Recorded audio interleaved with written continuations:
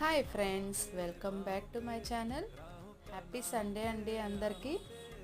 ఈరోజు సండే కదా, మీ ఇంట్లో ఏమేం చేసుకున్నారు స్పెషల్స్? మా ఇంట్లో అయితే ఈరోజు నేను ప్రాన్స్ బిర్యానీ చేశానండి.